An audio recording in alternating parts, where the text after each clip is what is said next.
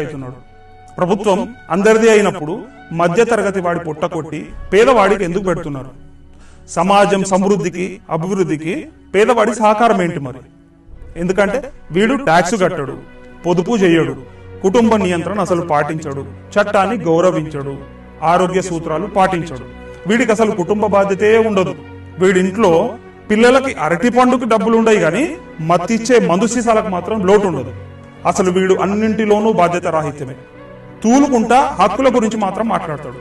సమాజం పట్ల ఎటువంటి బాధ్యత ఉండదు. సమాజం శ్రేయస్సుతో మాత్రం సంబంధం లేదు. సామాజిక బాధ్యత ఉండదు. వీడికి అన్ని ఉచితంగా కావాలి. వీడికి అవినీతి తప్పు కాదు, పైగా సమర్థిస్తాడు. ఎవడు ఉచితాలు డబ్బులు ఎక్కువిస్తే వాడికి ఓటేస్తాడు. అసలు మతలబు ఇక్కడే ఉంది. రాజకీయ నాయకులకు కావాల్సింది ఆలోచించి ఓటేసేవాడు కాదు, వాళ్ళు ఇచ్చిన డబ్బు తీసుకొని స్వార్థంతో ఓటేసేటోడే కావాలి. ఈ రోజు ప్రభుత్వాలను పేదవాళ్ళే నిర్ణయిస్తారు.